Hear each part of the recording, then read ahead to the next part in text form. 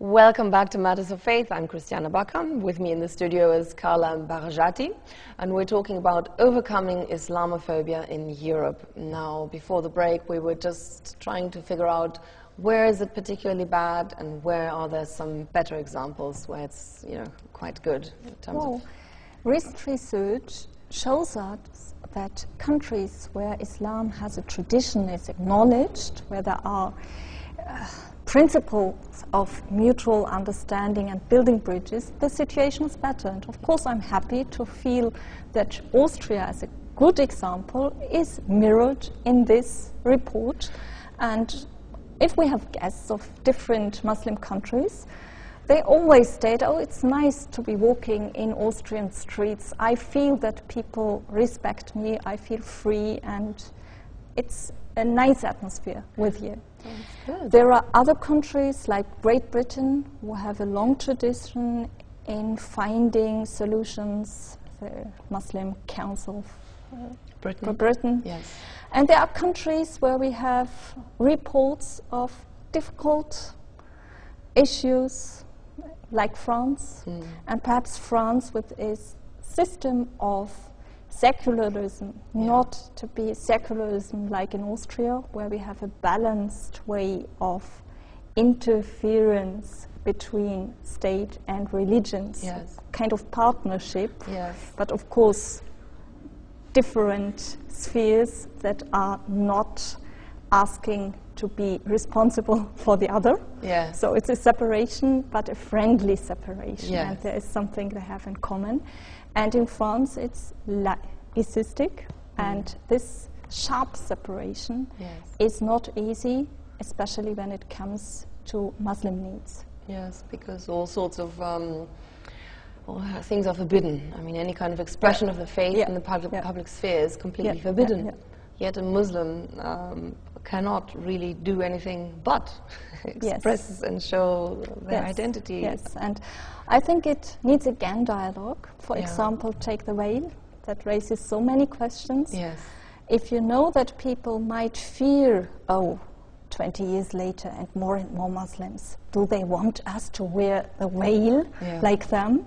Then of course we need to answer and say, no, it's my own business and you are free.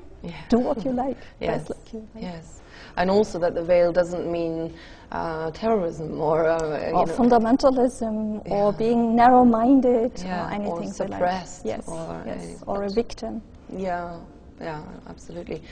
Now, how important do you think is the media, the role of the media? I would like to talk to you about in terms of Islamophobia and racism in Europe. Do you think they're doing their job properly? Well, I don't want to come into this choir of people putting all the blame on the media, for I strongly believe in the power of media as the fourth power in any democratic system, fostering debates and discourse and, in the best sense, enlightenment. So I think it's about professionalism in dealing with Islam and Muslims. And many people complain about something like illiteracy when it comes to Islam, not knowing about how it works, what it is about, using the correct terms. Simple example, since the case of Salman Rushdie, many people mix up the word fatwa with a death sentence, which is complete rubbish. It's nothing but something like a statement, a guideline, an interpretation, but it even gives space for your personal attitude towards it. So it needs more knowledge. It's a judicial statement as well. Yes. But anyhow, we need this more knowledge. Also, the terms Islamism and Islam are often mixed up. That's true. One is a political ideology, the other one is the faith. But terms change. I do remember when scientists called themselves Islamists. Only some 20 years ago, you have it in the back of some books. Like Orientalists, you mean? Yes. Somebody knowing about Islam, specialists. So terms change. Well, again, the media work has to be understood. Media are, in a sense, instruments that are not only communication, but they are consumed. So you need to be consumer orientated. Yes. And if media want to have it the easy-going way, they may tend to give something that feeds the existing mindset of people, not to give them the trouble of questioning old prejudice. And also, of course, as you said before, bad news sells, so you have a terrorist on the front page that sells better than a group of nice Muslims who sit together. Absolutely true. But then I know so many colleagues who have the ethical principles about good journalism, where it's a real pleasure to work with. Yes. And who like to feature enlightened thinkers, scholars. And what I think is essential in making good news is to be curious, to answer questions, and not to have all the questions prepared beforehand, but to be flexible enough to ask more questions and new questions.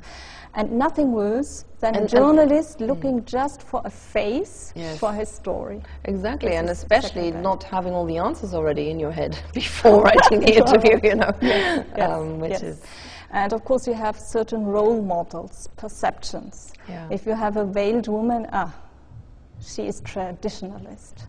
And perhaps you have a veiled lady who is more modern and open thinking than an unveiled lady. Exactly. So you have to present it in a proper sense. Now, how much do you think do Muslims themselves play a role in fostering these prejudices, the bad images? Perhaps, they react a little bit too emotional at times to certain crises, like after the cartoon crisis, the burning flags left, right and center and so on. Well, of course, it's very important to ask this critical question as well.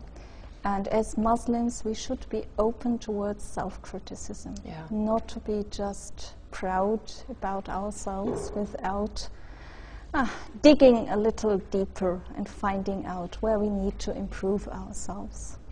And being too touchy won't bring us any further in public debate. And the cartoon crisis, of course, is an example for this. But I'd like to be critical about all sides. And if we look at it closely, we'll find that the cartoon crisis is mostly about denying dialogue. Because it started when? September 2005. And the great debates and what the scenes in the Muslim countries outside, the rage we saw, was in the beginning of 2006. What has happened all these months? And there were several tryings of Muslims to get into dialogue in Denmark, and they were denied because they were told, you have to get taught this lesson. Shut up. You have to learn about freedom of speech. And then one media after the other kept copying the same cartoons. Yes, absolutely. And then we have, this is again something we have to be critical about the media and how they work, looking for certain images, pictures that back up prejudice or mindsets people have when thinking about Muslims. Muslims being always too touchy, too emotional.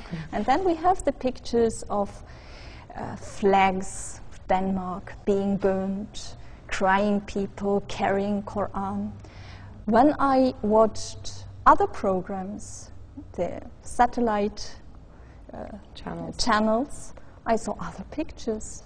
I saw very distinguished scientists sitting in a studio, Christian, Muslim, secular, debating how can we get over it. I saw people bringing flowers, presenting it to other people. So it's about showing the whole range of possibilities and cover everything. And I do remember a debate I had in Austrian TV with somebody, a filmmaker, who made a report on all the events. He asked me in the end, but why don't you have people like you? And the moderator asked him, why don't you show people like her? Good point. So we need the full coverage, no doubt. I wish you good luck with your important work, and we'll be back with another edition of Matters of Faith very soon. Take care and goodbye.